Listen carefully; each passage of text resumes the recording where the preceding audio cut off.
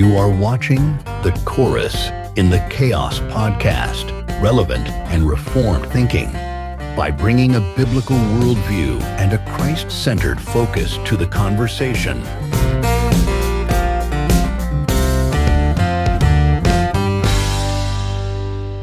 Well, hello and welcome to The Chorus in the Chaos. My name is Blake, and I am joined tonight by a old friend of the podcast. Well, I'll say an old friend of at least of me and Jack and Grayson. I don't know if so much of the podcast or not, but we're joined tonight by Robin Barrett. Robin is a PhD candidate who is studying philosophy, primarily focusing on Cornelius Van Til's line of thinking and thought. He and his wife and their 5 children, Robin was updating me when we were off camera here. They're members of the Orthodox Presbyterian Church, and we have Robin on for a very specific reason tonight, and that is to talk about the subject of theonomy. So, Robin, welcome to the podcast, man. I'm so glad we could finally make this work out. We've talked about it for months, and so it's awesome that we can finally come together on it. Well, I appreciate you thinking of me when the topic came up, and I am definitely the official spokesperson for theonomy. So what I say goes. And it's this is the final word. Great to see you and hear from you. Right. This is the final word on all things theonomy right here. So we're having our own ecumenical council on it. So very good. So for the listeners who are kind of just joining with us, we've hinted at this podcast episode coming up because in our 3rd season of the podcast, we're discussing God's law and the application of God's law, specifically as it's found in the 10 Commandments. And something that has come up multiple times, of course, in the kind of our micro section of Reformed group online, is the subject of theonomy. And it seems to be very polarizing, that some people are really, really behind it, and other people are just repulsed by it. I think probably the first time I ever heard really about theonomy or had any kind of in-depth conversation about it was several years ago with Robin. So that's why he came to my mind on these things, and he'd kind of put me on some materials and things like that. So Robin, I'm going to kind of guide us through some questions here, and I would just love to get your thoughts and things on them. So for the listeners who may not be aware of what exactly theonomy is, can you, or not familiar with some of the tenets and things like that, can you just briefly explain, or not so briefly, it's up to you, what is theonomy? Yeah, I in our conversation the other day, I gave you a brief off the top of the head definition. I modified it a little bit, but I think succinctly, theonomy is simply the view that the general equity of God's law, otherwise known as the moral law, it is still valid today. Civil magistrates, so leaders of governments, are obligated to punish crimes according to God's standards of criminality, and that biblically prescribed punishments also continue to be binding. That's my kind of brief definition, which will raise a lot of questions, I'm sure. Yeah, great. We'll get to unfold some of that, definitely.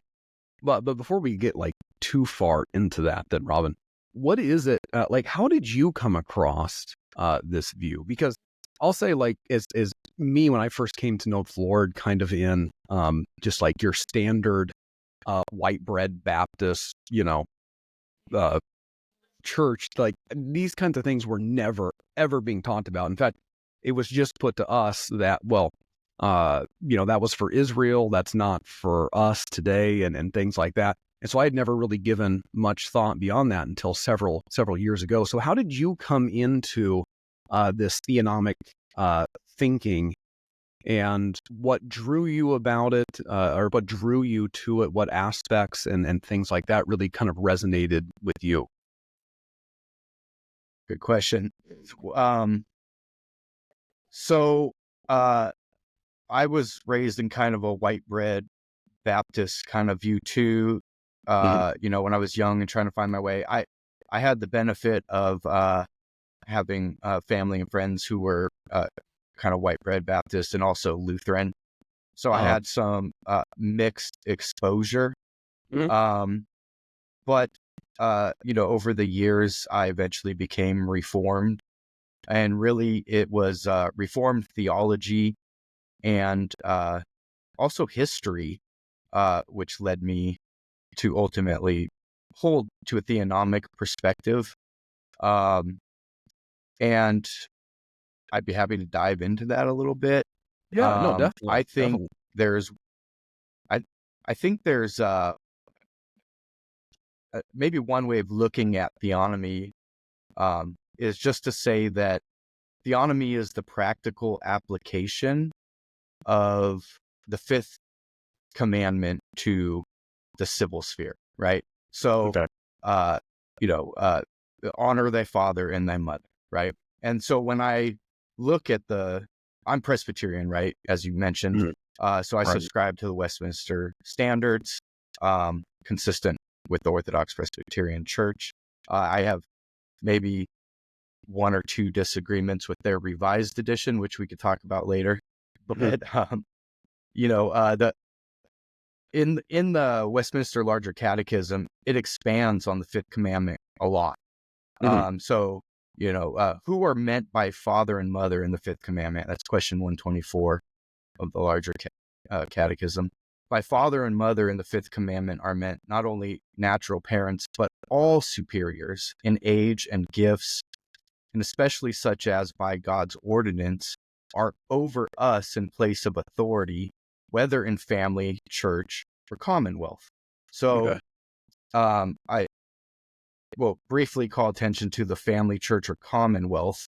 A lot of commentators might call this sphere sovereignty, or maybe they would debate on whether or not this is actually, whether or not, sphere sovereignty is actually confessional or taught by the divines. But regardless of your view on that, the general Reformed understanding is that the Fifth Commandment applies beyond our natural parents, right? It applies to all superiors, inferiors, and equals.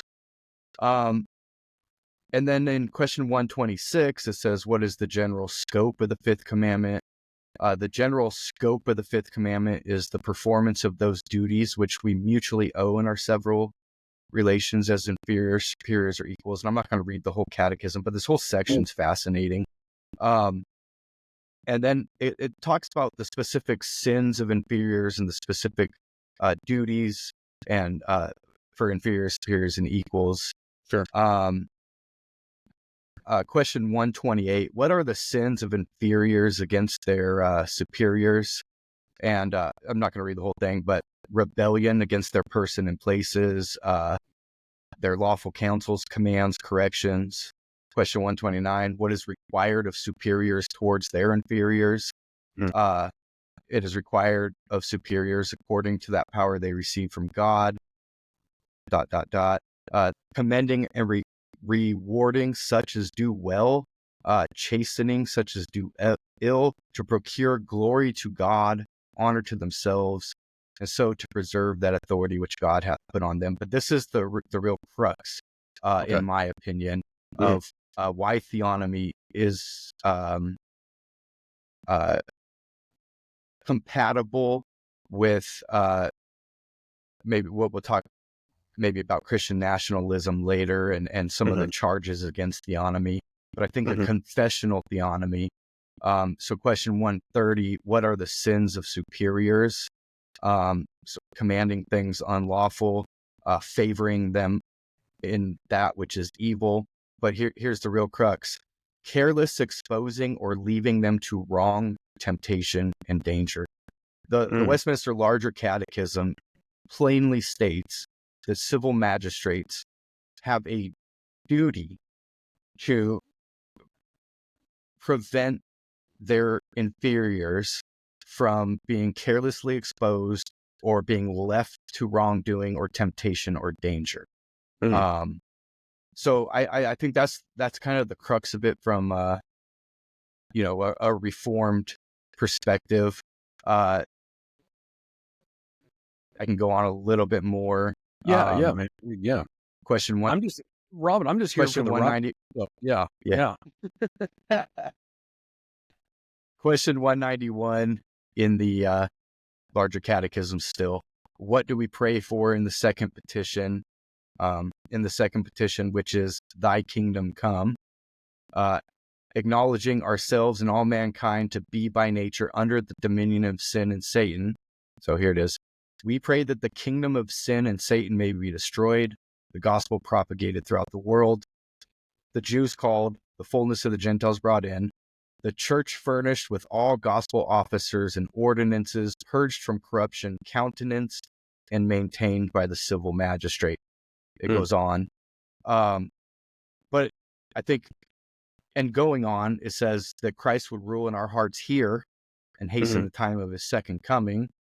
And then goes on to say, and that he would be pleased so to exercise the kingdom of his power in all the world as may best conduce to these ends. So right there in the question, we see that the civil magistrate, it's one of only, I think, 2 times the civil magistrate's mentioned in the larger catechism. And it says that, and it's in reference to the Lord's Prayer, thy kingdom come. Right. So the church is furnished with gospel officers. It's purged from corruption, and it's maintained by the civil magistrate, but also that Christ would rule in our hearts here and hasten the time of the second coming. So it recognizes this twofold aspect of life, right? Where we have this public and this private life. So we need Christ to rule in our hearts, but we also want Christ to rule in all the world and use his appointed authorities to, be conducive to that end. Sure. Would you say that this is, so, I mean, I think, again, just kind of speaking from like I'll say a layman's understanding of these things. Would you say that this, in your mind, is the most realistic way to obtain? Because I think if you ask any Christian, when you ask like, well, would you want, you want Christian leaders, you want Christian mayors and governors and this, that, and the other thing, is theonomy then the most reasonable way to obtain that? Does that make sense? Because there's a requirement. Yeah, go ahead. I think there's, debates about means. I don't think theonomy is a means at all. Okay. Theonomy is an end. The means whereby theonomy is accomplished are going to be debated, are currently being debated, but theonomy is the end. Theonomy is people obeying God in the civil realm. And that kind of brings up a good point. Westminster Shorter Catechism, question number 39. What is the duty which God requireth of man? And the duty which God requireth of man is obedience to his revealed will. Okay. And by the way, my 3-year-old just got that question signed off at church. Nice. For memorizing it. Yeah, very good. But yeah, the duty that God requires of man is obedience to his revealed will. There is no exception for kings. There's no exception for lepers. There's no exceptions for anybody in that answer. So,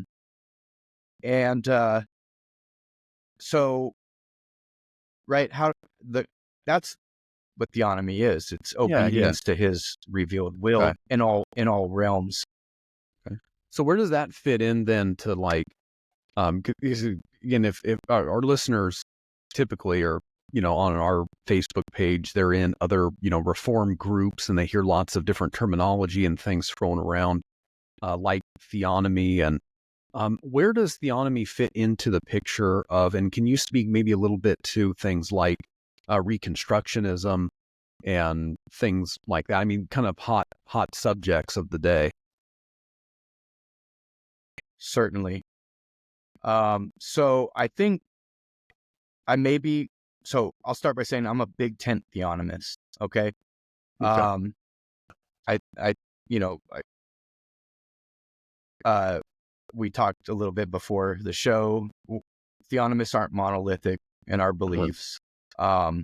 We differ as much as Baptists differ, as much as Presbyterians differ, as much as Reformed differ, as much as Democrats and Republicans differ in their own camps, right? I don't know Democrats if anybody can differ as much as Baptists differ, though. So that's as a Baptist. Well, I don't know. Have you seen the chart of Presbyterian the Presbyterian denomination tree? It's pretty fascinating. It looks like look at it.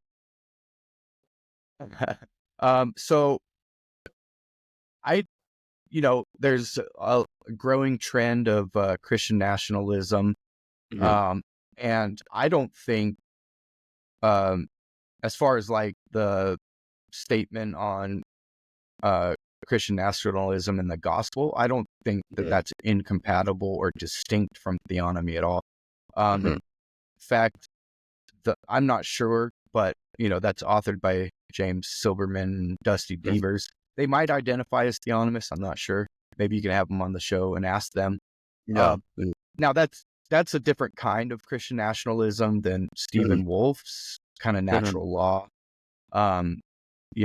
traditional two kingdom type of Christian nationalism. So I think I think the differences are going to be more matters of emphasis and you've read The Case for Christian Nationalism by Stephen Wolf. Yeah. I haven't. So yeah, you're more well-read on the subject than myself. I have read, I think I've signed the statement on Christian nationalism and the gospel, which I can agree with. Right. So, I'm a big tent theonomist. There's going to be disagreements. And I think, Reconstruction, there's some different definitions on Reconstruction. I would say that for me, it's a transformationalism, which is just seeking to, it's the means, right? Reconstruction is the means. I said theonomy is the end. Reconstructionism is the means. But there's some who might disagree. There's the 5 points of Calvinism. There's also 5 points of Reconstructionism that someone came up with. It's roses. Okay. So it's regeneration, obedience to God's law, supremacy of Scripture, eschatology of victory, separation of governments, or maybe sphere sovereignty, right? So Reconstruction says, all right, you have to be saved, right? Regeneration, you have to be saved. You have to obey God's law. You have to recognize the supremacy of Scripture. You have to believe that God will be victorious. And I think this is, so some will say postmillennialism is a key point of Reconstructionism. This was going to ask. Is that so? In theonomy, Bahnsen disagreed. Bahnsen disagreed. Bahnsen said, every Christian should be a theonomist. And I found at basic level that I think he's right.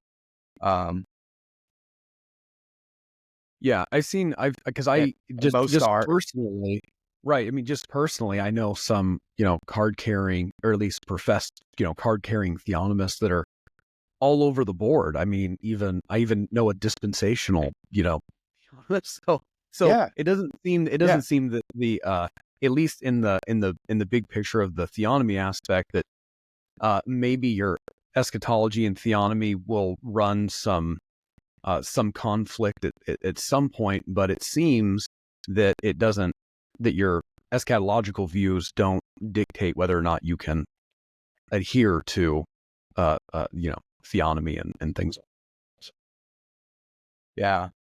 Well, it does seem to be mostly post-mill, though. Would you say that most theonomists are post-mill? I haven't done a survey. I haven't done a survey. I don't Robin know, didn't but come prepared to answer the tough questions, is what it was. I think they go hand in hand, right? If you believe that the gospel is going to cover the earth and that no man will have to teach his neighbor, what kind of world would that look like, right? That would look like a world where, civil magistrates are governing by God's law. Yeah, it would almost necessitate it. So I think probably most or all post-millennials are theonomists, probably some optimistic amills, probably some amills, and then I think maybe some historic premills are theonomists. Sure. And then you'll have some dispensationalists too. Greg Bahnsen said that eschatology should have no effect on one's view of theonomy, and I think he's right. Gotcha.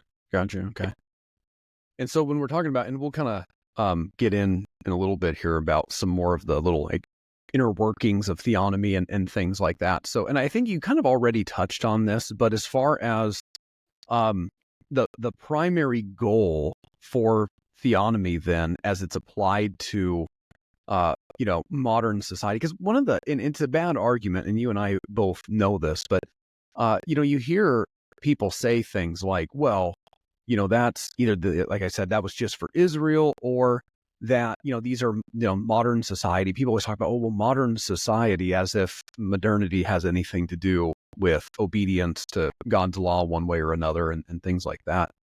So what would you say then are like the primary goals of theonomy, or as a theonomist, like right now, today? Yeah, I mean, the goal is theonomy, which would be right a just and righteous society ruled by God's moral law, where nations recognize Christ's sovereignty, that they, shape their laws and justice systems according to Scripture. So they would remove, replace. Unfold that a little bit, Robin, because that's like the stuff I really like to, wanted to get into, was what does that look like to say, well, we're going to shape our justice system. So I just read, and of course he's a Reconstructionist. I just read Victims' Rights by Gary North, and it blew my mind. I'm not totally into it yet, but it blew my mind of just like, well, that makes sense. It makes sense that that our criminal justice system seems very, very broken and seems antithetical to what was being accomplished with a more of a theonomy setting and things like that. So unfold a little bit, if we can kind of interject that into this portion of the interview, what that might look like. Well, I have my own views that, I've worked out a little bit, and maybe, I don't know, I can't speak for other theonomists. I haven't seen maybe some of the detailed thoughts worked out, but I kind of have my own conception. I'm personally in favor of a federal republic. I know that Bahnsen was as well. One thing I'll point out, though, is that Bahnsen was very clear. He said that the form of government is not as important as the morality of the government. He said specifically he would rather have a king who does righteous than a Congress who does unrighteous. But he was very clear that he preferred, separation of powers and stuff like that. And I do too. I think that one of the main reasons I'm a Presbyterian is it has this like federal republic type of political structure in the ecclesiology, right? So our local church is governed by our local church. We elect representatives to rule our church, right? The elders. Sure. Our elders call a pastor, which is kind of like electoral college, picking a president, right? And then we have regional courts of appeal, so like your district appeals courts in the federal government, and then we have the overarching top level, the General Assembly. You can take your petitions through multiple levels of Christ Court, and I do like that as a political structure as well. Although there's been some talk lately of a Christian prince or stuff like that. Christian prince, yeah. I'm not opposed to a Christian prince or some sort of government like that, particularly one that has checks and balances. There's debate, within the Theonomy and Christian Nationalist circles about bottom up or top down or both approaches to restructuring society and changing these laws. And I'm of the belief that it has to be both. We can't fix these problems without a strong Christian leader or strong Christian leadership. We also can't fix them with a wildly pagan general mass of society either. So I am of the opinion that it has to be top down, bottom up. That's debated. So I am a fan of kind of a multiple level political jurisdiction. I would like to see smaller jurisdictions, just like in Presbyterianism. There's the local church, right? And then there's the presbytery. So I would like to see, kind of like county, state, and federal type of structure. There's 3,000 counties, roughly 3,000 counties in the United States of America. And I think that the counties should, make their laws without a lot of strict oversight from the states and from the federal government. And then let's say, for example, you're a teetotaler theonomist, and you want to live in a county where alcohol is outlawed. Yeah, right. Then you move your family to a county that has all the beliefs that you want, right? And so maybe two counties right next to each other, very close. They agree on everything except for can you buy and sell alcohol, right? Right, sure. And so you can live there in harmony with the counties next to you, because you disagree on this one minor thing. You can't live in harmony in society where some people think it's a sacrament and a right to murder your unborn child, when you think that the unborn child is a gift of God that has the right to life. You cannot live that. There is no possibility for peaceful coexistence. So I, maybe some would call it balkanization or something like that. And it might be, but I would prefer a balkanization type of structure where generally there is broad, a broad leeway in enforcing how one's regional leaders see the theonomy applied. And there's an objection that's frequently brought up, that who gets, so in a theonomy, right, who gets to decide what God's moral law is? Well, that's the thing. The elders of this region, right, yeah, or the magistrates of the region under the with the leadership or guidance Right. or spiritual wisdom of the Mhm. elders. I think that would kind of be the ideal implementation. And so, there's strategy involved in that. How do we Yeah. go about enacting that? And Right. that's going to be, where the rubber hits the road, and you're going to have the most Sure. disagreements. Yeah, sure. Because even as I'm thinking about it, thinking about kind of that balkanization aspect, I'm just trying to run through practically in my mind. Well, what does that look like? Because because I live in Oregon, which is just a bastion of conservative Christian values, obviously.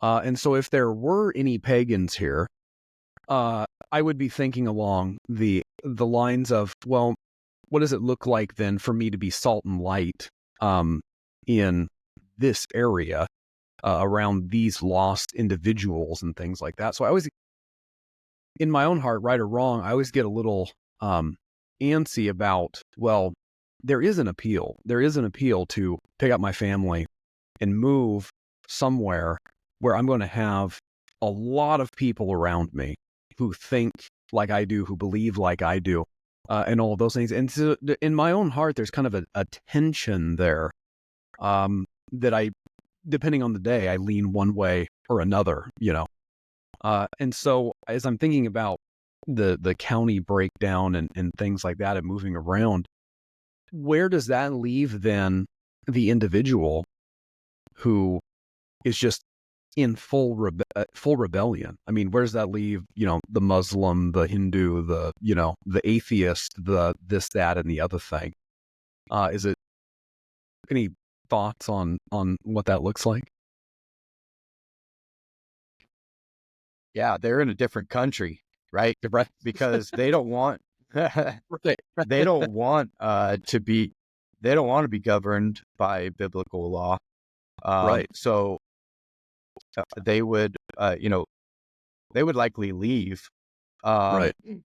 And I'm fine with that. I'm fine. Then this is this is Christian nationalism, right? Yeah. So I think theonomy and Christian nationalism are like this. Mhm. I'm all for Christian nationalism, as espoused in the statement on Christian nationalism and the gospel. But yeah, the Muslims are free to move to Muslim countries. Pagans are free to move to pagan countries. Right. I don't. So then, Honestly, is your mission's view then in that? So like now, okay. So ideally, okay, now you have a Christian nation, and then is the ideal situation then that you send missionaries from your Christian nation to penetrate those other nations, or how does that work out practically, I guess, in a or is it just they're left, or is it kind of a Romans 1 thing where they're left to their own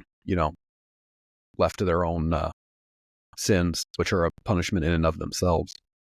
that's a great question. I took one class on missiology. I don't know a lot about missions. But yeah, I think. But I mean, just the gospel, right? Because if you have the Great Commission, obviously, a part of that is that, in what I've heard a lot of theonomists, of course, reference is the teaching them all things. Go into the other parts of the world, and teaching them all things aspect. And so again, I'm just we're off for the listener. We're off notes right now, by the way. So we're just That's talking. fine. Yeah. So I think there's obviously a role for missions within Christendom.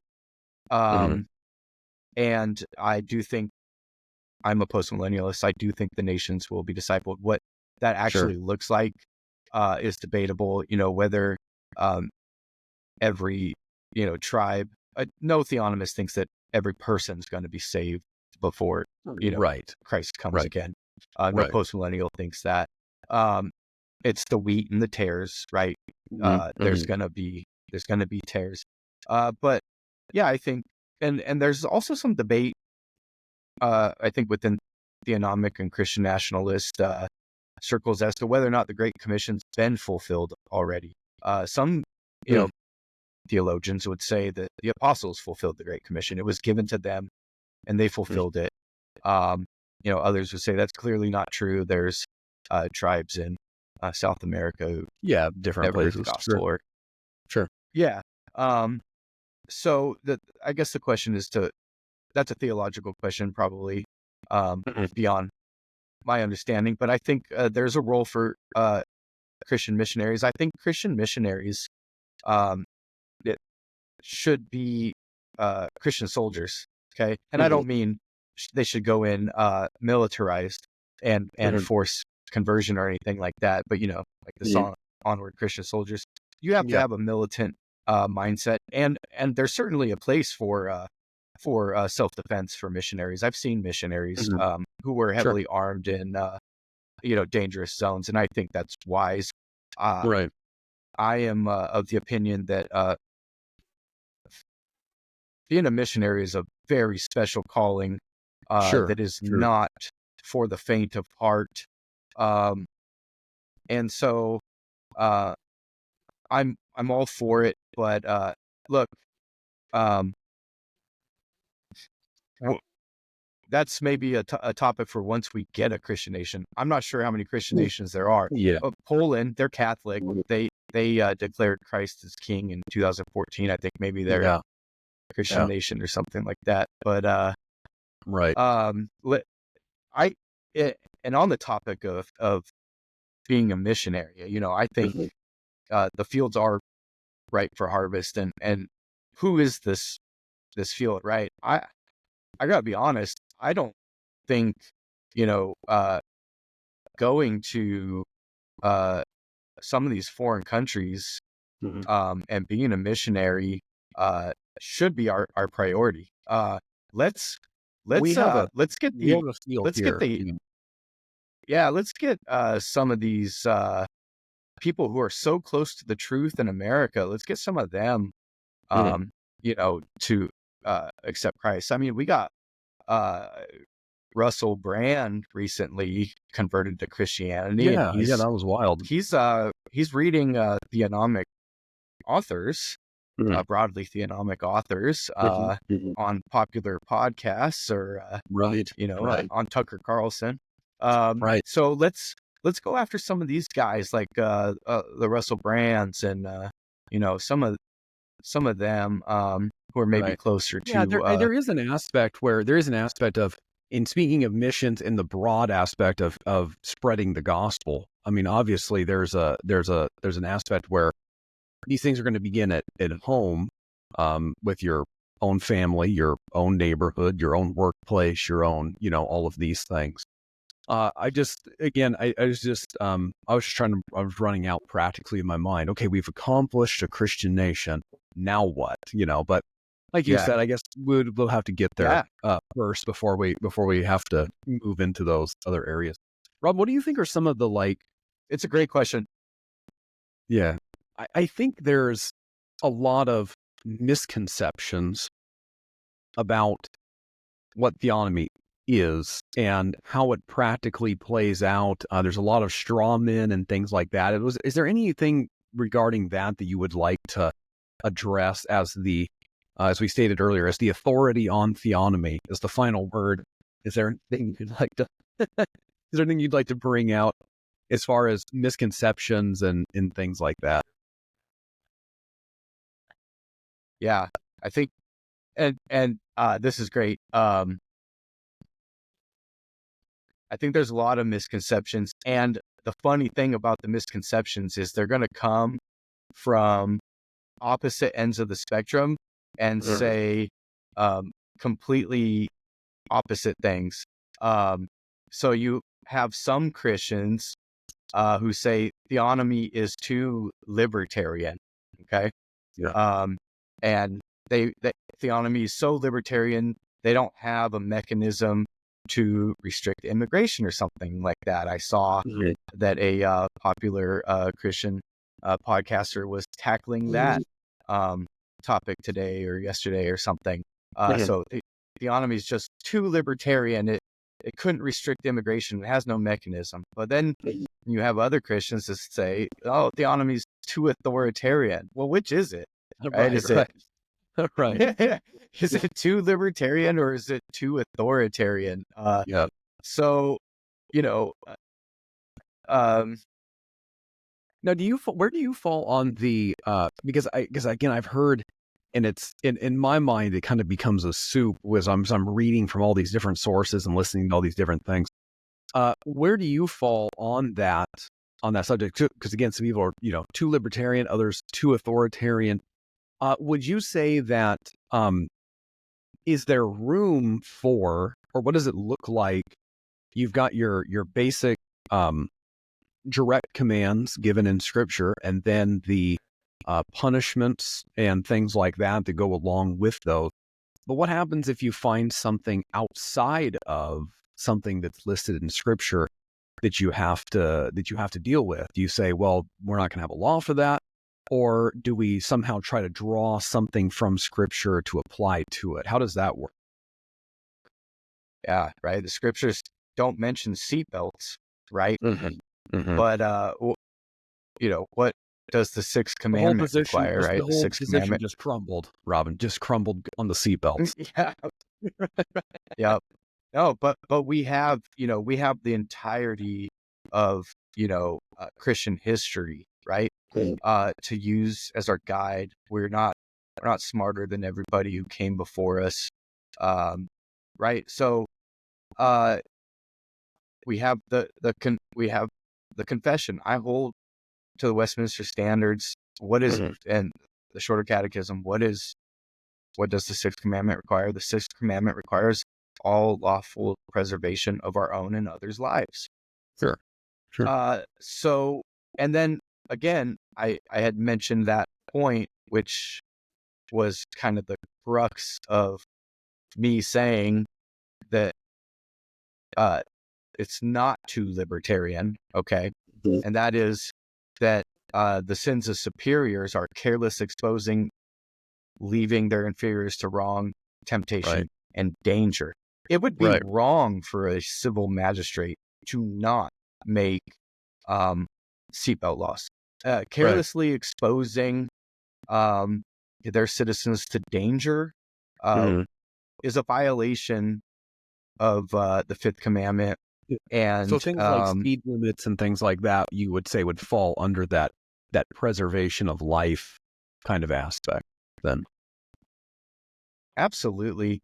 Now, I might disagree with maybe the current application. So let's say this, hypothetically, this is and some of my thoughts aren't, completely thought out or refined. I'm still thinking about these things. It's kind of a lifelong process, but let's just say, for instance, we have a speed limit, okay? And if you violate the speed limit, there's no punishment, okay?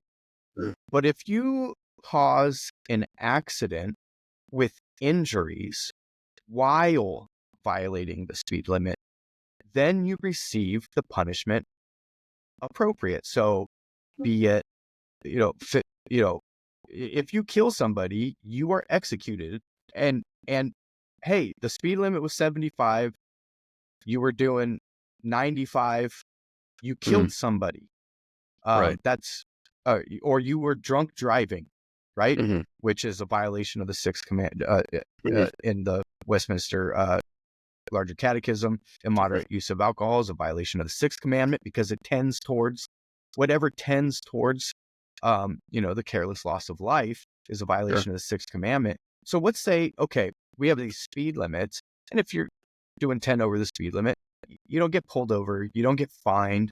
But if you cause an accident resulting in death, you get the death penalty. Right. Because you violated this prudence, right?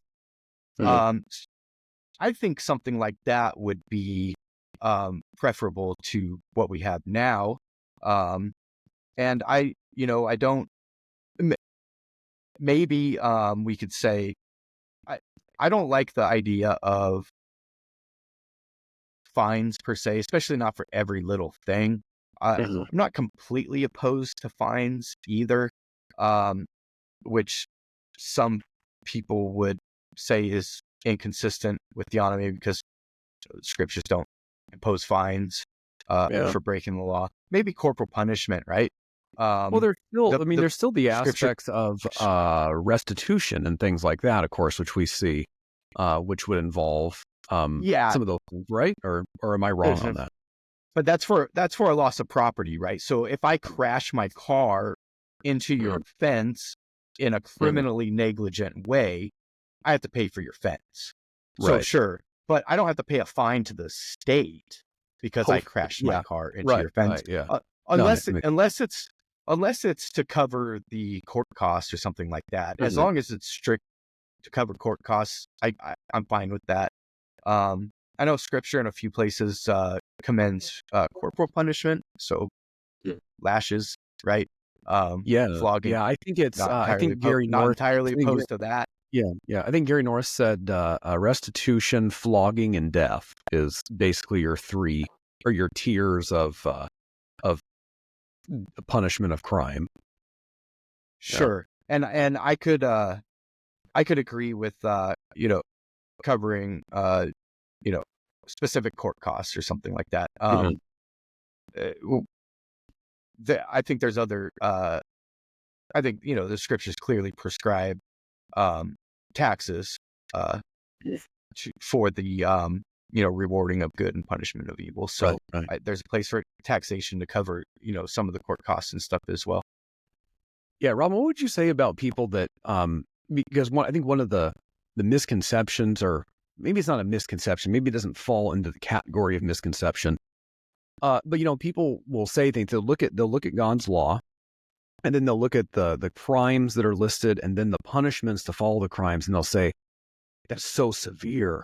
That's so extreme. That's so all these different things." Now, apart from the obvious broken system that we have right now, which does not appropriately punish crime in many, many, many, many areas, it always kind of makes me chuckle when people are talking about when pro-aborts are saying things like, well, what about instances of rape and things like that? But I'm on the team of, well, we should be killing the rapists. Like, we should be not killing the baby, we should be killing the one that's raping people and things like that. And I've even heard people say, like, oh, well, that's a little, right, exactly. In the UK, if you're a foreign immigrant, you can rape people with immunity.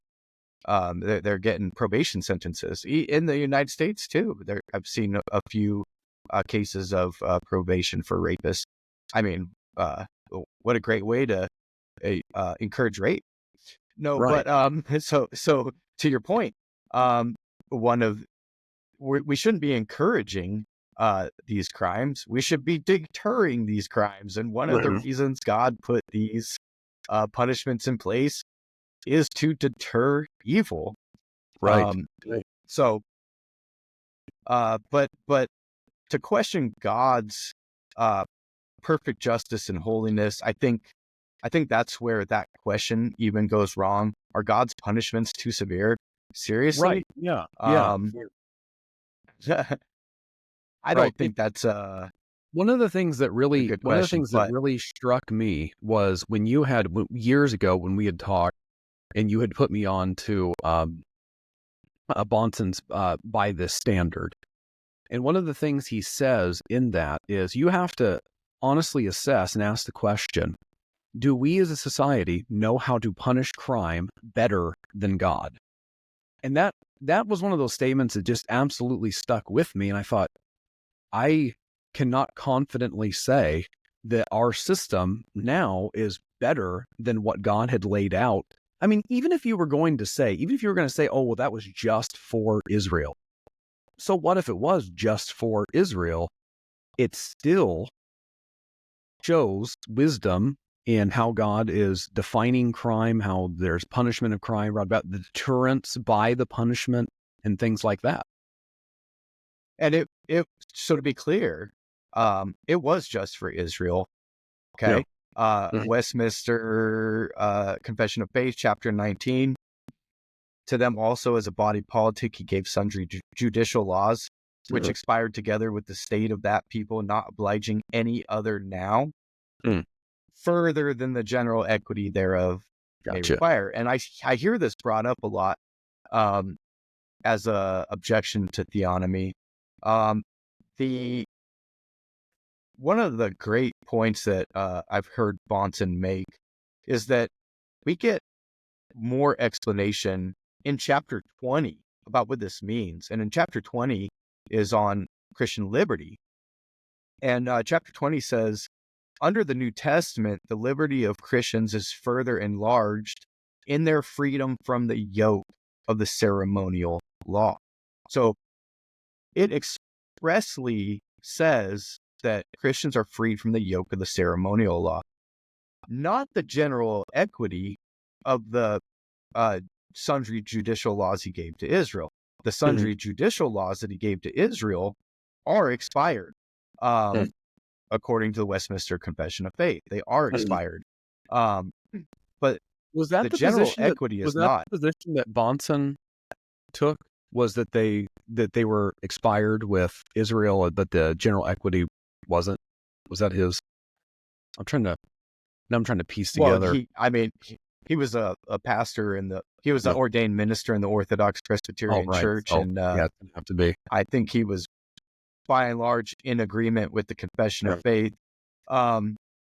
The chapter 20 goes on Christian liberty, and it says, they who upon pretense of Christian liberty shall oppose any lawful power or the lawful exercise of it, whether it be civil or ecclesiastical, resist the ordinance of God. I think chapter 20 is clearly theonomic in saying that Christians are free from the yoke of the ceremonial law, but they are not free to resist lawful power in the civil or ecclesiastical spheres.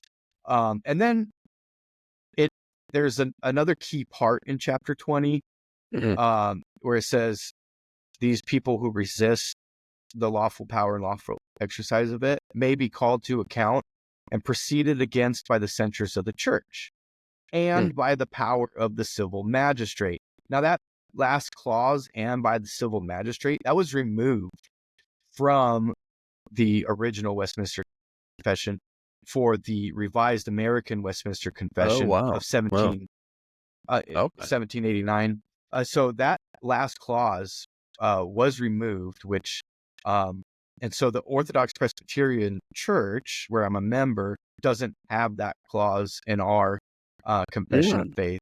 But I do believe that those who oppose lawful power in the civil world may be, called to account by the powers of the civil magistrate, according to the 1646 version of the Westminster Confession of Faith.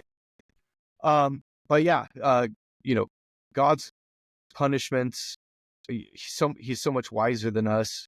He knows what's righteous. Now think about this. Think about if we only had we imposed God's law, right? We made all of our laws, that what was lawful and what was outlawed were completely in line with God's law. But we didn't use God's penology. We didn't use his punishments, right? Okay, so theft is illegal, and the punishment is death. So now we're executing kids who steal candy bars. And then rape is illegal, but the punishment is one flog. You get flogged once. Right. That's not just at all. So if you have God's laws, but you don't have his punishments, you don't have justice. I mean, that should be common sense. There is no biblically consistent moral law without God's punishments. Okay. It doesn't exist. Yeah, no, I think that's really well put. That's well put, for sure. And definitely a thought-provoking statement, for sure. Yeah, very good. So I already know what you're going to say. Robin, because we already touched upon it a little bit. But this is one of the big concerns. So big concerns for folks, especially as they consider like the structure of our government and our founding fathers and these principles and all these things that are laid down that are like very near and dear to the American heart. Can our theonomy and religious freedom, are these things compatible? Or are we going to turn our backs on our ancestors that are our founding fathers and say, no more religious freedom. Theonomy is bae. Look, theonomy is not at all consistent with the modern secular understanding of religious freedom, which is a religious pluralism, secular pluralism, which, to be honest, is nothing more than a persecution of Christians. It's not. Right. It doesn't seem to be working really well.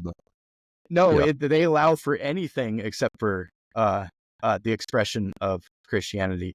Look, Right. our founding fathers were Christian nationalists, and obviously theonomy is a newer term, right? But they were theonomists. So, and one thing I like to point out is that America wasn't founded in 1776 or in 1789 when we ratified the Constitution. In fact, a lot of people don't even know where's 13 years of the Articles of Confederation right before the Constitution. Yeah. Look, the settlers came here in the early 17th century. You have people like John Winthrop, who was the governor of the Massachusetts Bay Colony around 1630. Okay, this is 150 years before the ratification of the Constitution. Right. Isn't that wild? I mean, we were here for a long time.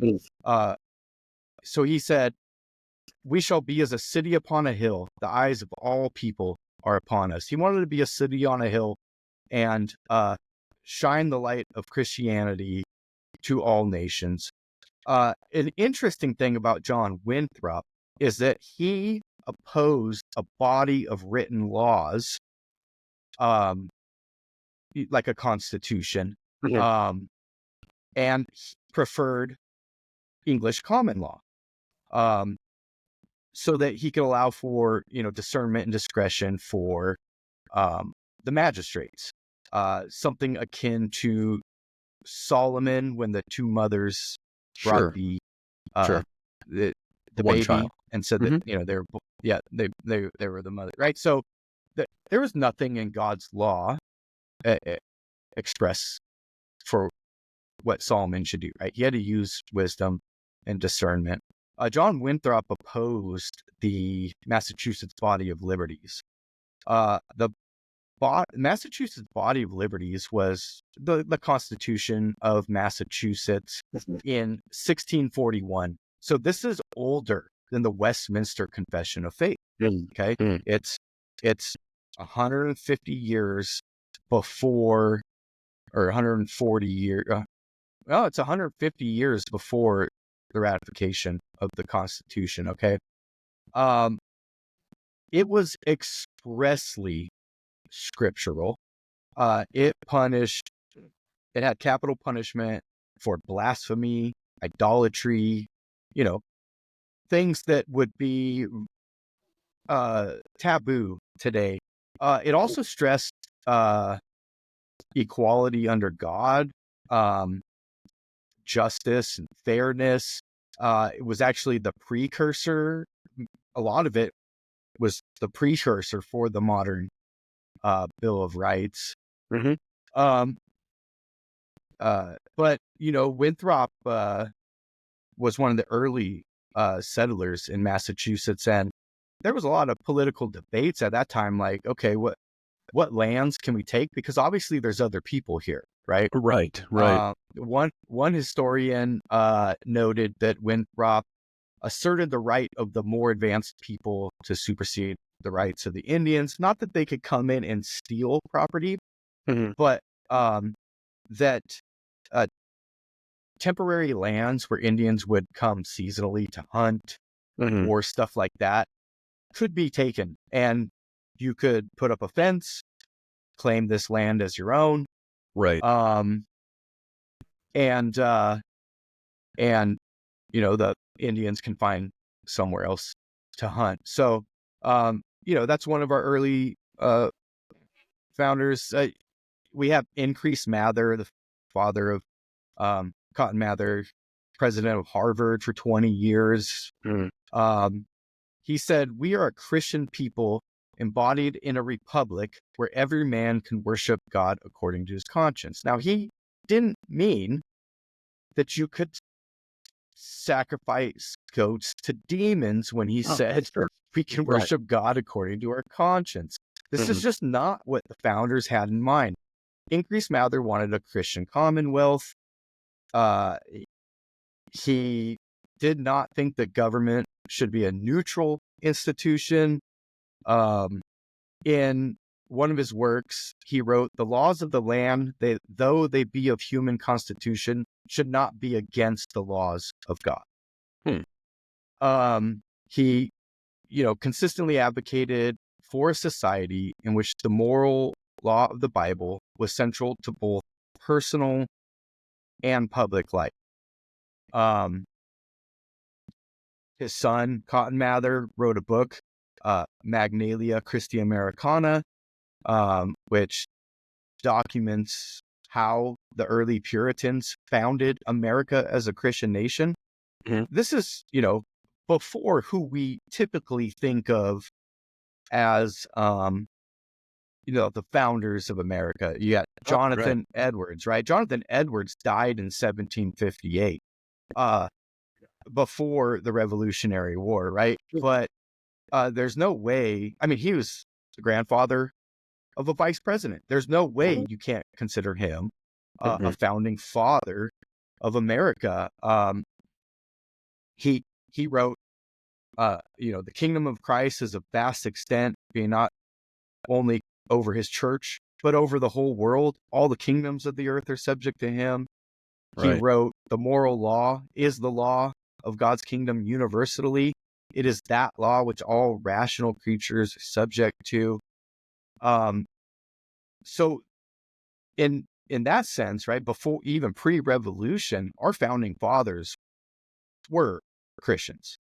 But then you get into even less explicit Christians, right? These were Puritans. These were Puritan ministers, right?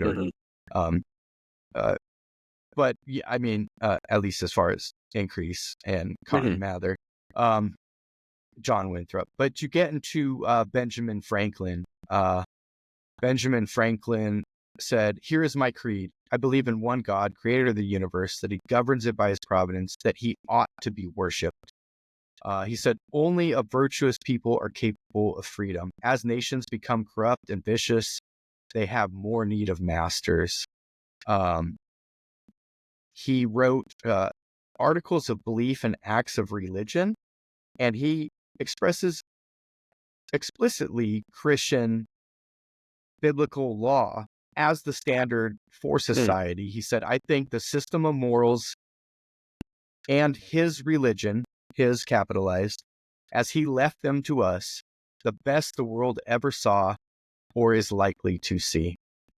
At the Constitutional Convention, Benjamin Franklin said, "We have been assured, sir, in the sacred writings, that except the Lord build the house, they labor in vain that build it.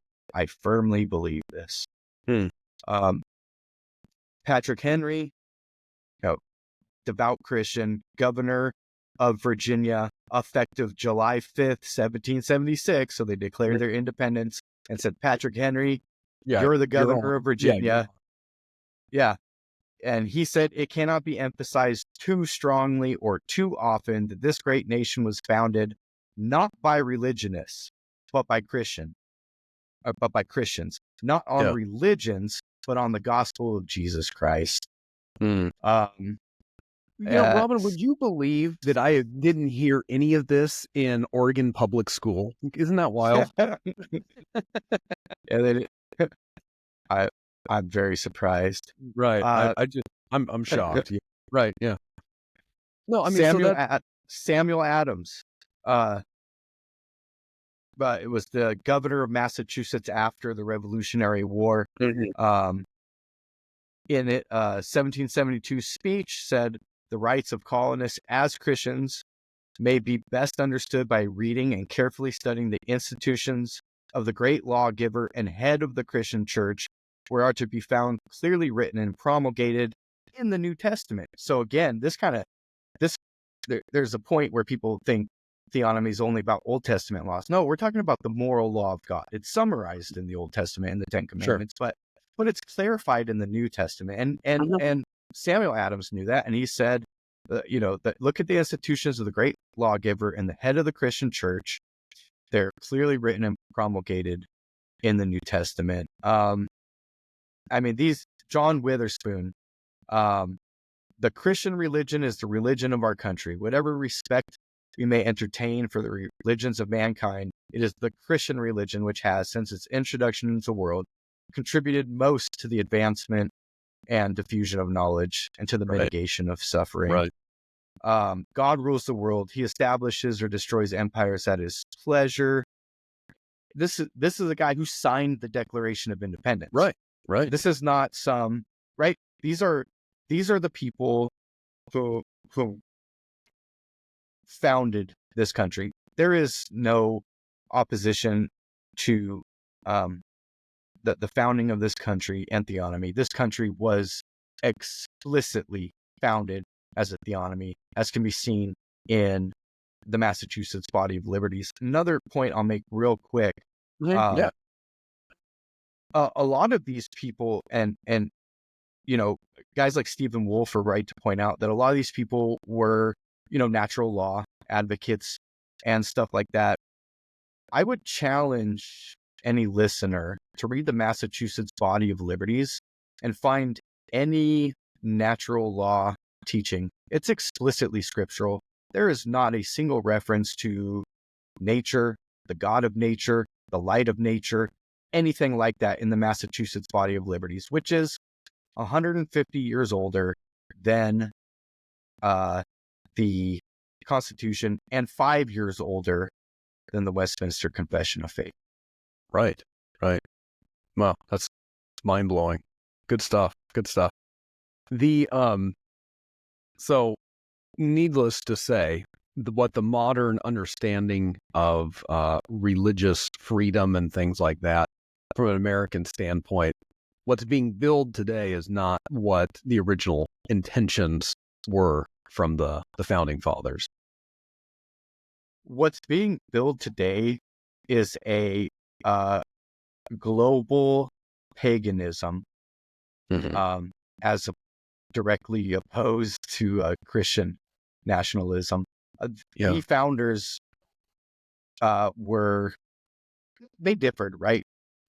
Obviously, we know Jefferson was a deist and things like this, right?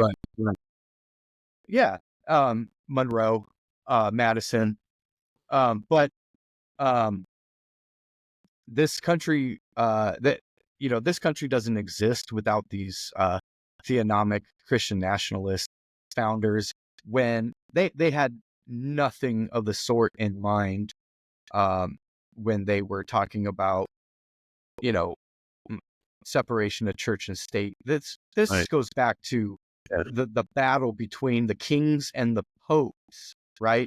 They didn't want the Pope running the country like, the Holy Roman Empire, and they didn't want the government running the church like King Henry.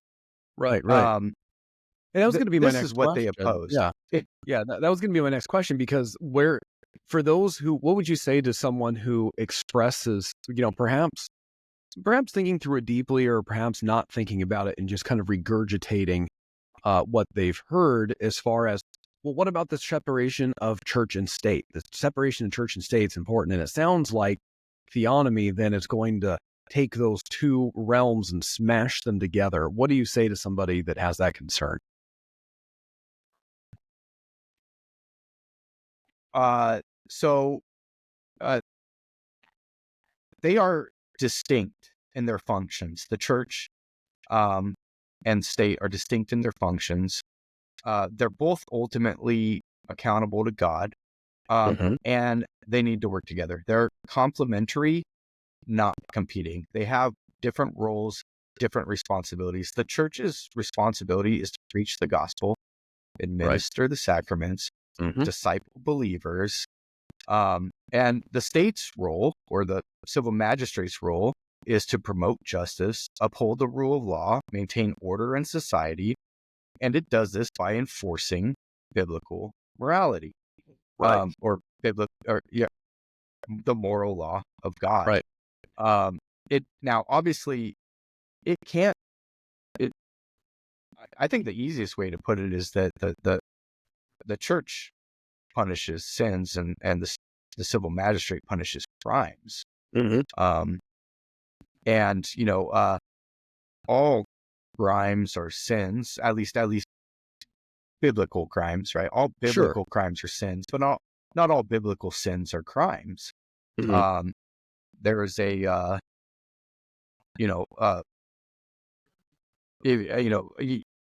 lust, right? Lust is a sin, right? If you've committed adultery in your heart, but you haven't committed adultery in the world, in the physical world. You haven't, fornicated with another man's wife. Sure. Yeah. So would you say that the state, in the state, then the state's function then is when those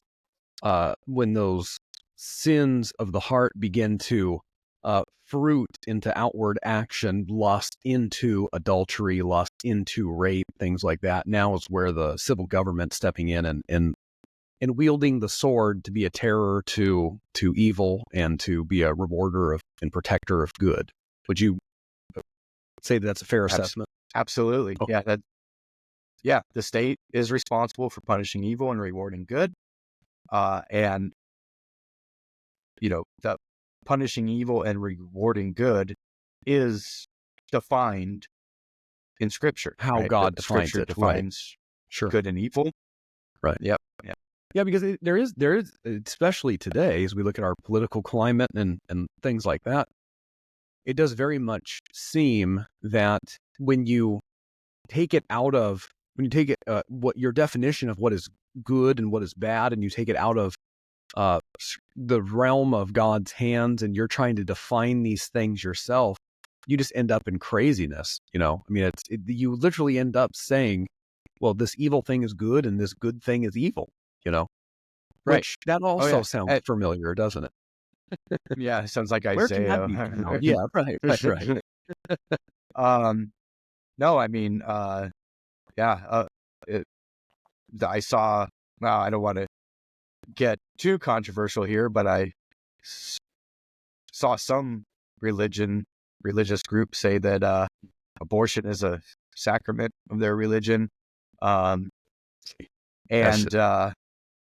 That's just so sick. I mean, it's a right, reproductive freedom. They come up with all these cliches and euphemisms to call evil good, but I mean, anybody who has eyes to see can see that it's not good. And Christians have been against abortion for 2,000 years. Yeah. And again, we have that whole history of the church to look back and guide us. Absolutely. And it just shows the danger of worldliness penetrating into when worldliness takes precedent over your Christian worldview, you end up with people who claim to profess Christ, but also, it's cool to murder babies. It's just, it's wild. It's absolutely wild where we're at right now, for sure. Do you so here's a tough one. Well, at least I think it's tough. Maybe it won't be tough for you, Robin. Do you feel like there's any place in history where, if we're looking toward the ideal, because the communist thing, right? You talk to a communist and you say, communism has never worked, and they say, well, it's never been done properly, right? And that's always, and that's the excuse of why it's never worked out, these kinds of things.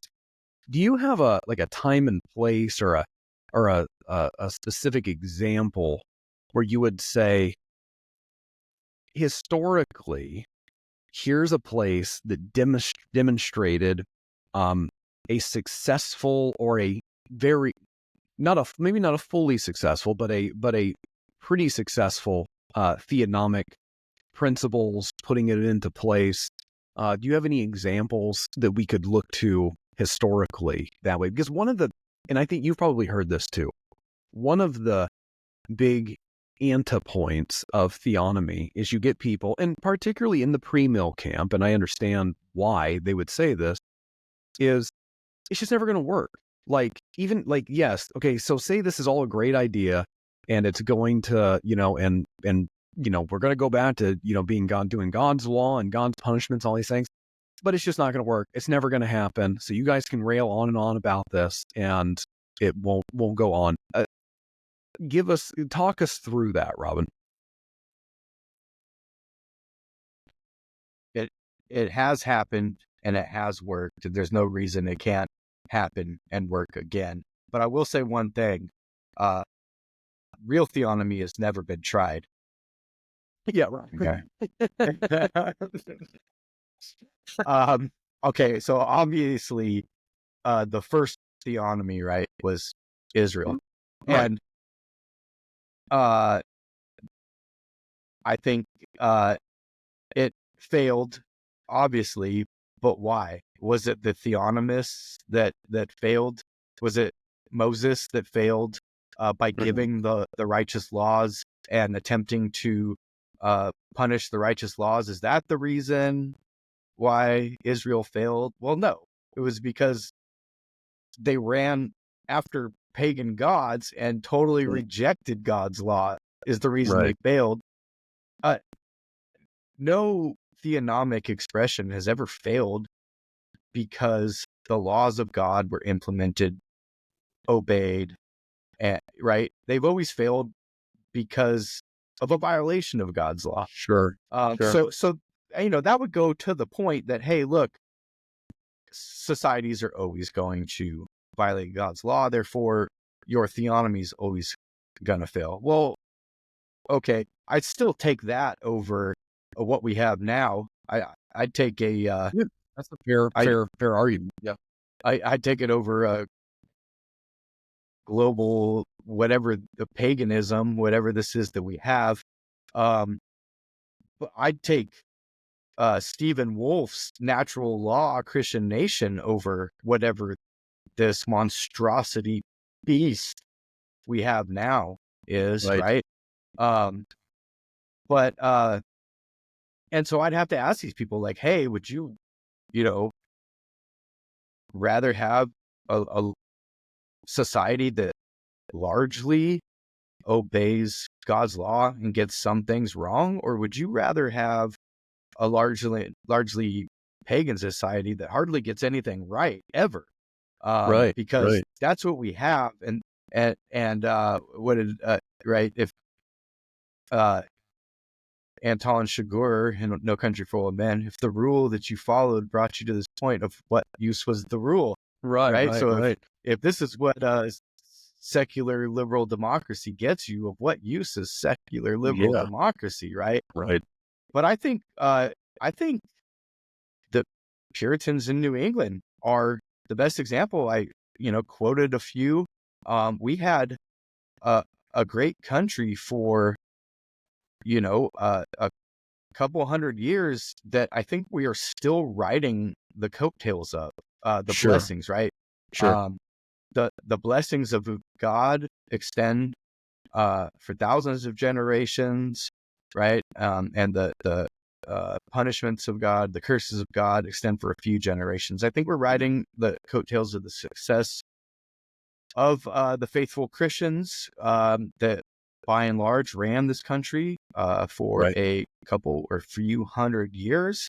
And then it would be the non-theonomists that are brought us to this liberal hellscape that we live in today. No, it's I think that's a fair point for sure.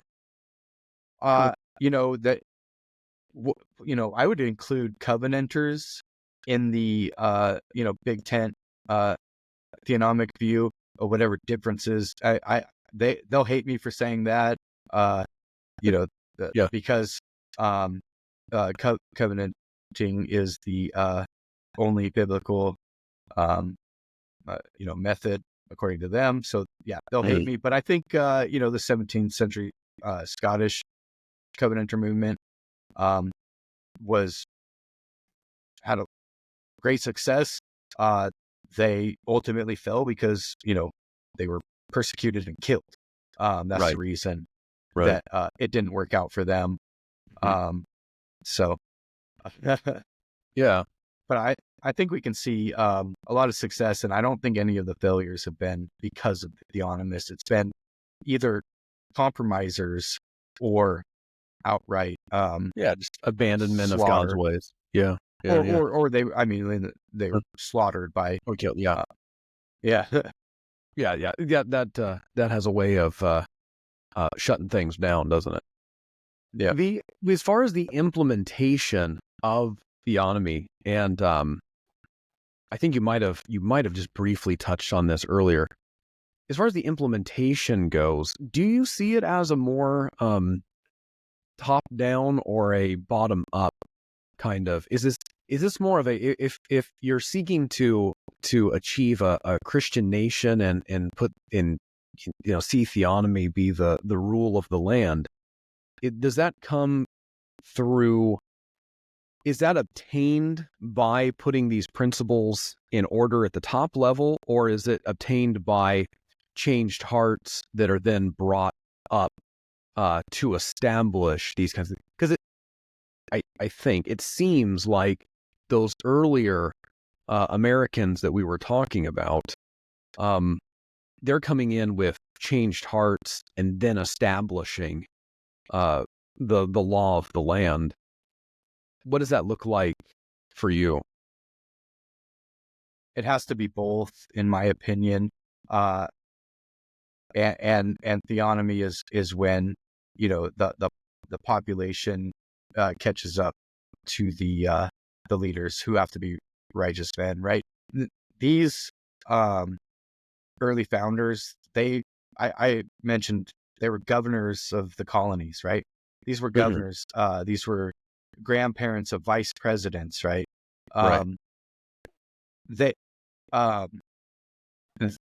You can't have a Christian nation or a theonomic society without a significant amount of the population being Christian, which America was, because they were fleeing religious persecution in England. Sure. So these were by and large Christians.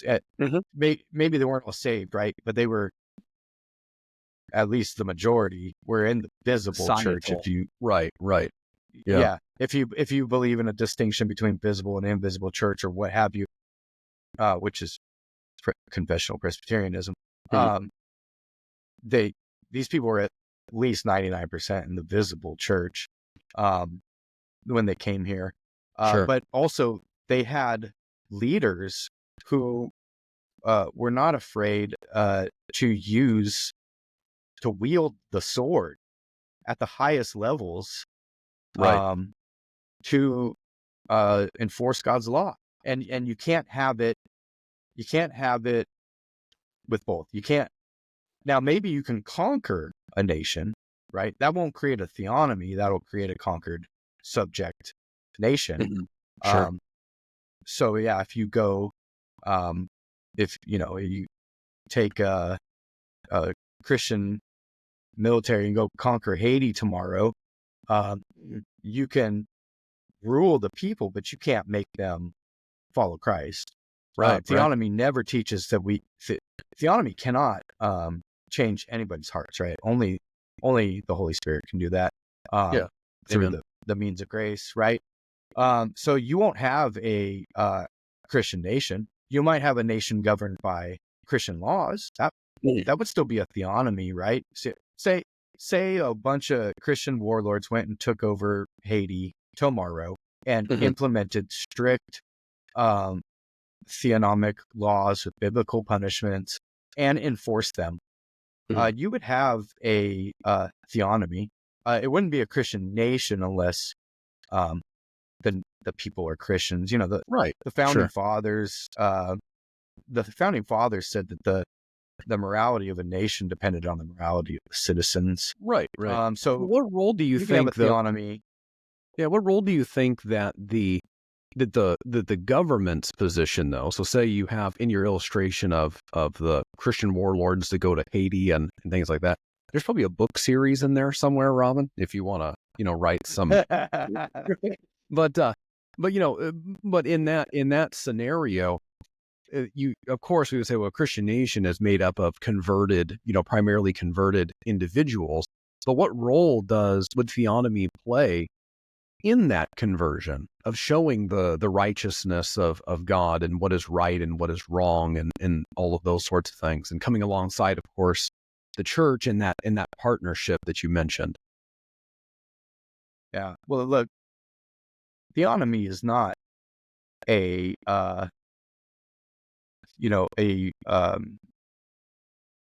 not a pastoral ministry, right? Theonomy has nothing to do at all with shepherding people per se, right? Sure. Theonomy is about punishing biblical crimes, right? In biblical ways. What that does is it fosters how do I put it? It brings about the necessary conditions for Christianity to flourish. So I could certainly see, these Christian warlords coming in heavy-handed, implementing a theonomy, and it eventually resulting in a Christian nation, right? People would flee. And now, of course, in this hypothetical scenario, people are allowed to flee, right? So you're not trapping them in and killing them if they try to leave. If they try to leave your jurisdiction, but so it could result in a Christian nation eventually, and so that has a lot to say for the top-down approach. Now, that doesn't mean it's right. That doesn't mean it's morally right to come in heavy-handed, top-down, and bring about a Christian nation. But I think, the church and state they partner together. The state creates the environment that's conducive to the flourishing of Christianity, and the church preaches the gospel and disciples the flocks, and which then strengthens the resolve should make of the Christians. Civil magistrate's job easier. It should. Right. They go hand in hand. And, and it should make the pastor's job easier too, right? They go hand in hand. They work together in tandem, just as God designed it. Yeah, I can see that. On the implementation of the biblical punishments, so one of the things that you said multiple times in your statement is punishing the way that God has said. Now, this, of course, is one of those hot topics of debate, and I'd love to hear where you fall on this. So you mean to tell me, Robin, when we catch the adulterer, that we are going to take them out and stone them to death? Yeah, just like in John 8, we're not going to bring both of them. We're just going to bring the woman. We're not going to have, witnesses. Right. Totally. Yeah, right. So what, actually, Robin, I would really like you to unfold that some, because that is one that I've heard. I mean, that is a common argument that people make of like, well, we can't be stoning adulterers because Jesus let this woman go, you who without sin have cast the first stone. And there's such a misconception of what's going on there as it pertains to what is actually found in God's law. So touch on that for a moment, because that might be helpful to our listeners. So that's what Jesus was doing, right? Jesus was upholding biblical law, right? And the whole point is the Pharisees and scribes brought this woman to Jesus to try to trap him, because if he says that they should let her go, then he's violating Moses' command. But if he says that they should stone her, then he's violating Roman law. And so the whole point is to trap Jesus. Yeah. And he doesn't fall for it. But I mean, basically, he just points out, hey, this is a kangaroo court. We don't have two adulterers. We only have one. Where's the witnesses? Who's going to stand up and admit how she's an adulterer, right? How do you know she's an adulterer? Right. So it's, there's an idea that maybe some in the crowd were the missing man, or men. Jesus' whole point was pointing out it was a kangaroo court that was in direct violation of biblical law, and he wasn't having any part of it, and he wasn't getting caught in the trap of violating Roman law or Mosaic law. But what he did say is that it would be appropriate for somebody to cast the first stone, right? So he didn't deny that stoning was appropriate. He said, go ahead and stone her if you meet the requirements. And nobody met the requirements, and they all walked away. Right. Yeah. So what do you say? So then because again, this is something that's come up, and I've had this conversation with folks, and then from again some of the things that I've been reading and all of that. Why would you, in our modern society, in punishing, say, a murderer, what is the benefit then of executing them in a biblical manner versus one of the modes of execution that we would use typically today, if execution is used at all, something like lethal injection and things like that? Would you care to pick that apart a little bit? Yeah, I mean, that's a good question, and theonomists differ.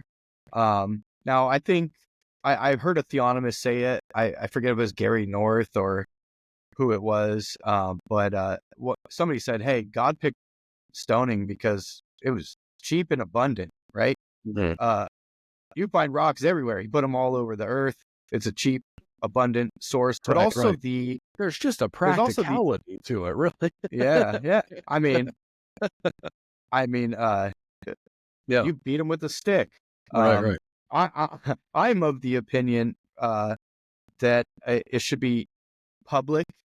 There should be a community participation. So, say the jury that convicts, the witnesses that testify, should participate. Right. This also has the added bonus of, deterring, false confessions, right, and stuff like that. People don't want to get their hands dirty, like Pilate washed his hands, right? And that's just a human tendency to wash our hands.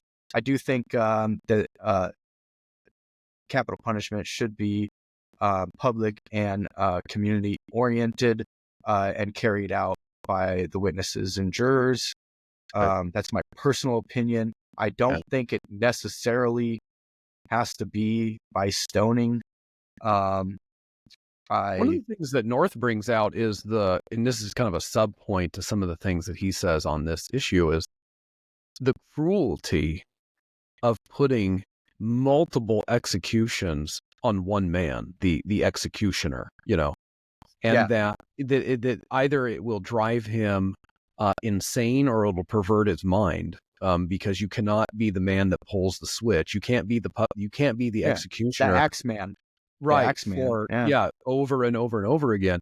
And, he really brings out, again, that public aspect of it being important, to show that, well, this is because this has affected, communally the sin, and because there has been, the witnesses are to be the ones that take up, or the jurors or whatever are the ones that take up the responsibility to actually, for lack of better terminology, pull the trigger, throw the stone, whatever the case may be. Yeah. And I thought that there was really something to that. Yeah, I think there's a lot of biblical wisdom. Closed door. Yeah, behind closed doors. back in a room, sterilized, the whole thing. There's something missing about the severity of sin in trying to somehow dignify the death penalty, which is what we've done, this way. We really kind of moved societally from trying to dignify the death penalty to now we dignified it so much we don't use it. Yeah, we vilified it, right? Right, vilified it. Yeah, we criminalized God. Right. God says do this, and we said nope, that's illegal in a lot of states, right? It's illegal, or outlawed or banned, moratoriums or what have you. That's because we are more wise and compassionate than God Himself. No, so I don't think that it necessarily has to be stoning. Man, I could put together a list of a few people that probably deserve a public hanging. Right, yeah. Throughout history, at least. Yeah, no short list, that's for sure. Yeah. I'm not a big fan of hanging or burning at the stake. I could be comfortable with stoning or a firing squad. I don't think lethal injection makes any sense at all. Like, sure, I mean, rocks are cheap, bullets are cheap. So, but again, this could be something like in my balkanization type of theory, right? Where in one county we use stones, and in the next county we use bullets. Right. And it could be federally illegal to burn at the stake, right? And some counties allow hanging. Right. I'm not personally extremely opposed to hanging. Right. Do you feel like, but again, it's not. There's no public participation, right? There's right. public participation if you all throw a rock. In the other, if you all in the other aspects. shoot a gun. Yeah. Sure. Do you feel like, so what we have right now is just this, I think we would probably both agree, this swollen, overreaching, grotesque monster of a government that's lording over us. Do you feel that theonomy then by necessity makes for smaller, more concise, better operating government than what we have now, for example? Absolutely. You don't need a huge federal government. I mean, the way you described it, I mean, it sounds like the beast of Revelation, right? It's just this it's just this monstrosity, just an evil empire, which I don't want to call America an evil empire. I think it's heading that way. I think there's a few changes. There's a lot they got right. There's a lot they got right. There's a lot they got wrong. But I think a few changes, right? Apply the 14th Amendment or, equal protection to unborn persons. Boom, that fixes a huge problem right there. Right. I think it makes for a much more efficient government, especially when you don't have, 1,000 officials stealing millions of dollars from people, which is what we have going on right now. Everything's just a cover. Everything's just a cover to launder money from the American taxpayer, straight off the money printer. I think the result would largely be, look, we have a murder in this county. There was 12 jurors or whatever many jurors found him guilty based on this witness and these witnesses and evidence. Sure. And we're going to execute him next week, and he can appeal to the state and then the federal government, and They each have 48 hours to review the facts and evidence and find a material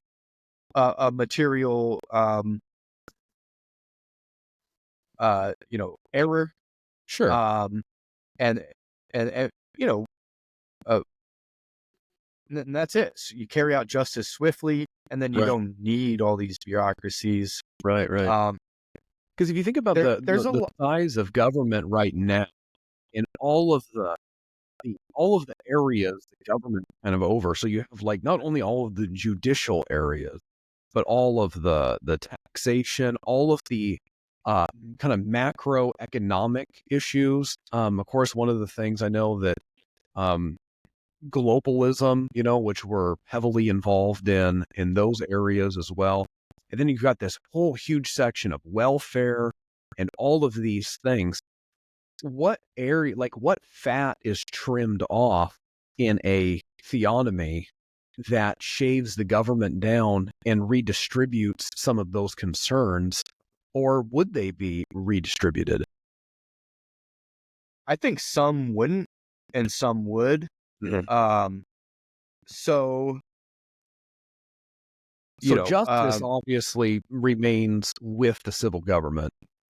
Where does theonomy land on things like, welfare, education, those things? Yeah. Let's talk about that for a minute. I think there's a little bit of leeway within the theonomic account. I think ultimately the goal would be to have very little of, if any, direct government assistance in welfare. That job largely doled out to the church. In Scripture, of course, the church would need to step up and have the resources to do it, which a lot of us don't have, simply because we're throwing money into the mouth of the beast every day, right? Mm-hmm. And our wealth is dwindling, it's diminished through inflation. Even if you have more money than you did 10 years ago, you might have less spending power, right? So, it's well, they need to work hand in hand. There may be a place for a civil magistrate type of social net that would be very minimal, very strict, probably communal, right? If you can't afford to live, you can live at this work camp, and you wake up early and work, and you might lose some liberties, right? This isn't new, or even opposed to like what we currently have. Obviously, like you can't buy alcohol with food stamps, right? There's already limitations. There's already limitations. So let's say, maybe we have a civil magistrate social net, but let's make it at the local level, right?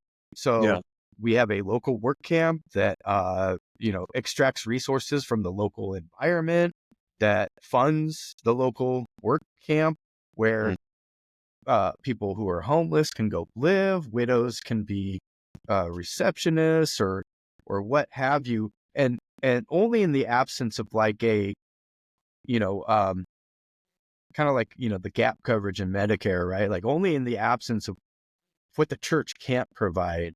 Mm-hmm.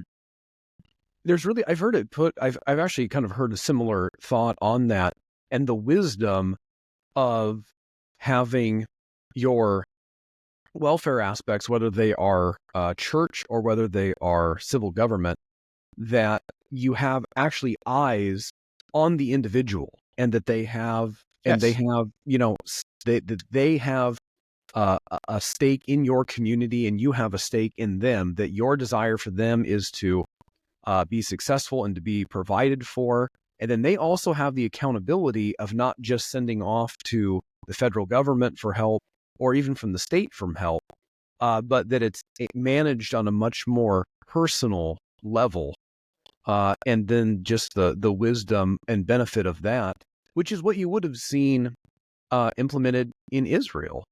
I mean, it wasn't any form of care wasn't, some outside distant entity that didn't know you and you didn't know them. Yeah. It was Rome wasn't very Rome intimate. wasn't Rome wasn't feeding the starving Israelites. Right. I got you. Rome wasn't healing the lepers or anything like that. No. The If they could, it wouldn't. If they could, it wouldn't necessarily be wrong. Right. As long as they're not, stealing, future wealth from their citizens, right? Because the Bible has a lot to say about personal property and the wealth of, individuals, or righteous man leaves an inheritance to his children's children, right? So we have all these biblical principles, and as long as not infringing upon that, I think it's fine and good. There's a good book, and I haven't, I've been a theonomist for a long time. I haven't read or, done any research on theonomy in like 10 years. But there's a couple. The attic. Yeah. There's a couple good books. Bringing in the Sheaves by George Grant. Productive Christians in an Age of Guilt Manipulation. By I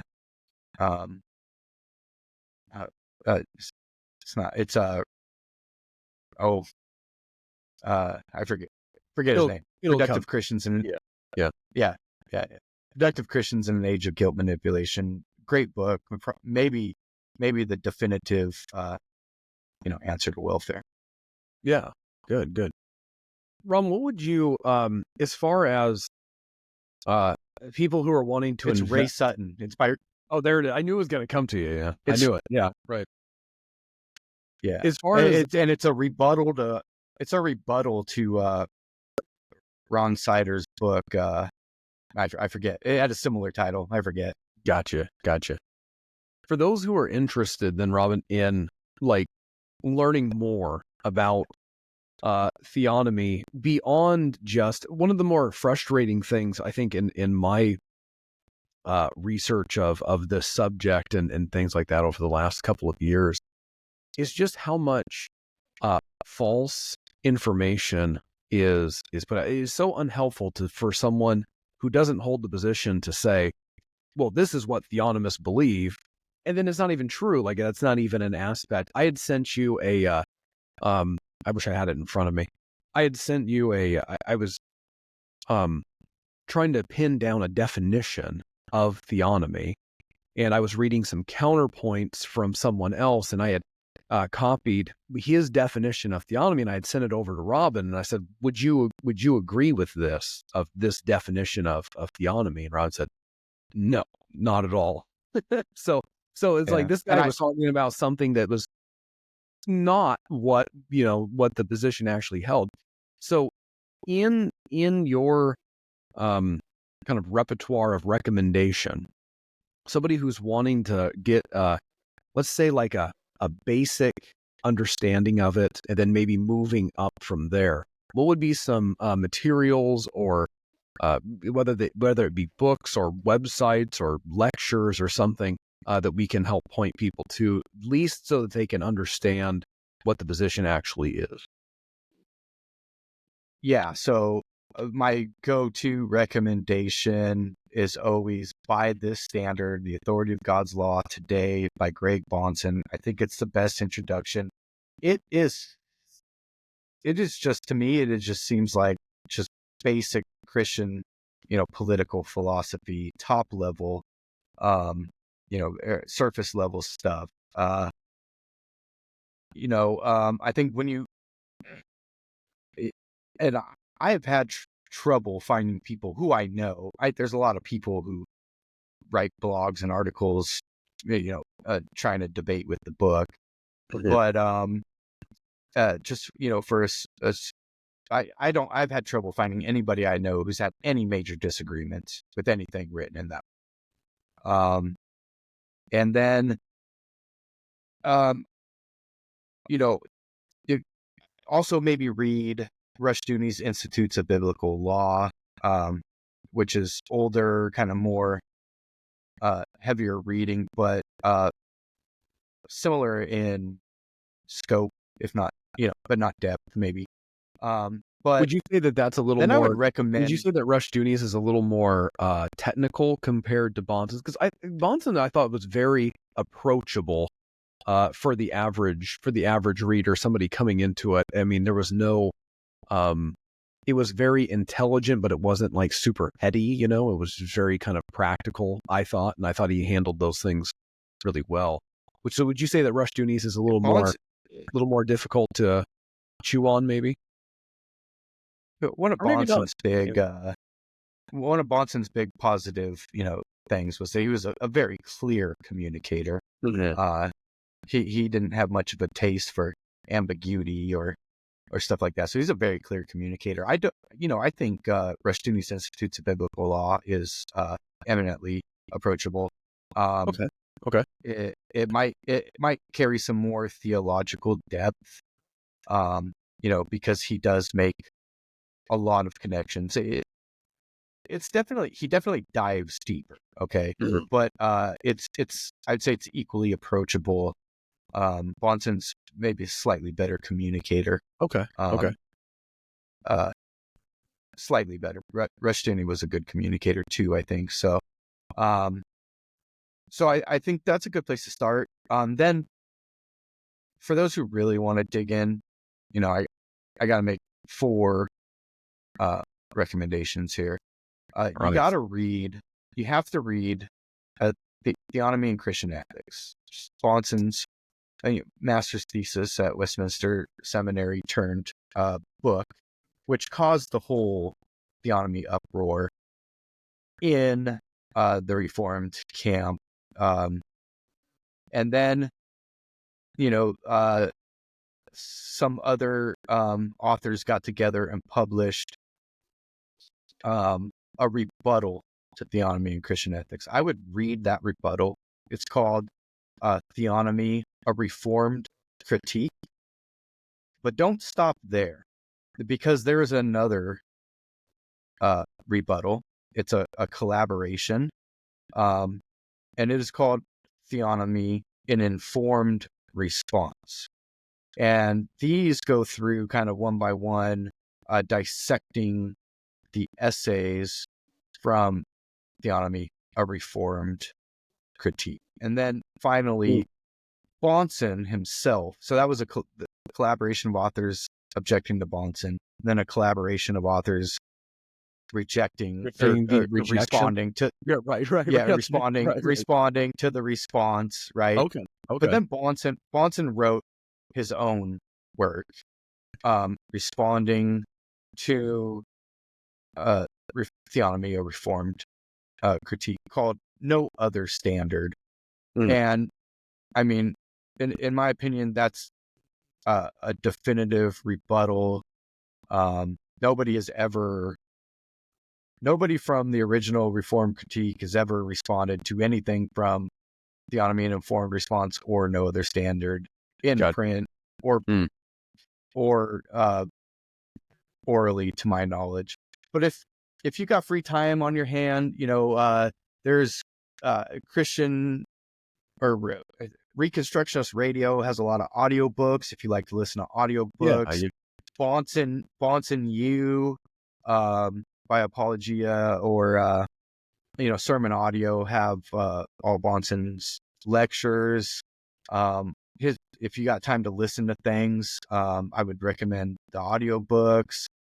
Gary North had published a bunch of books, not just authored by himself, but other people, and then had some other books on if you type in Gary North free books, there's like 100 ebooks. They're all, PDFs of published work. So depending on, how deep you want to get into it. But if you want to, if you just got some time to listen to stuff, I'd say Bahnsen U or Bahnsen lectures on Sermon Audio, or the audiobooks on Reconstructionist Radio that are free.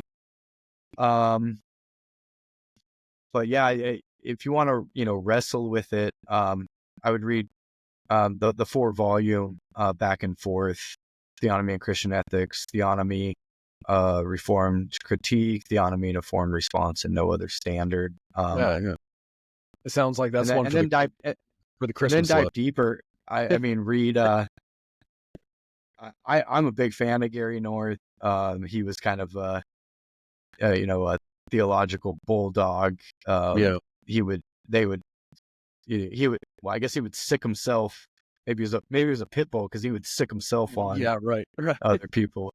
But I mean, he was. When I was reading Victims' Rights, one of the things I noticed about Gary North is, so he's very, very, like serious, but he actually is very funny too. Like there's like some like very like dry like things that he put in that actually made me laugh. I was like, oh, that's a knockout punch, kind of statement that he's making or whatever. So he wrote a book called Westminster's Confession: The Abandonment of Van Til's Legacy. Mm-hmm. And he dedicated it to John Frame. And it's pretty funny because, of course, John Frame wrote one of the essays in Theonomy, a Reformed Critique. Right. And then what's great in Theonomy, a Reformed Response is that they just prove that John Frame and Vern Poitras are theonomists. They just won't admit it, right? Because they offered no substantial objections in their essays. They just say we essentially don't call us theonomists, but right. Yeah. And so he's very witty. Just to do stuff like that. Yeah. Dedicate. He also gave the most vicious critique of Van Til I've ever seen. But at the same time, it's the only one I respect because it's the only one that came from a place of love. Oh, gotcha. Yeah, I gotcha. So it's the only like vicious critique of Van Til that I actually respect because everyone else is just a hater. Oh, right. I mean, right. I'm not saying people who disagree with Van Til, like Bonson disagreed with Van Til, Rushdie. Yeah, right. I'm not saying people who disagree with Van Til are haters. I'm saying if you viciously critique this man, you're a hater. Unless you're Gary North. Right. Gotcha. Well, we're like coming up on 2 hours, Robin, and I feel like we just go on and on, man. Like I said, I've been looking forward to this conversation for a while. Where, kind of as a last question and a summary of summing up of things, where do we go from here, Robin? I mean, where is theonomy heading in the broader Christian movement as we stand here in the United States in this year of our Lord 2024? Look, we got to band together, okay? I don't care if you're a Covenanter, natural law, Christian nationalist, a strict Bonsonite theonomist. We got to band together. That doesn't mean we can't disagree and have these concerns. But number one, let's not attack each other. Number one. Number two, let's step up to the plate. Right? We got some good guys. We got Dusty Devers. Right? Let's get some more people to step up, enter the political realm, make changes at the local level or as far as you can. Let's get some guys into Trump's cabinet. Let's get some guys into JD Vance's cabinet in 2029, right? January 2029. Let's get some guys in JD Vance's cabinet and in 2033.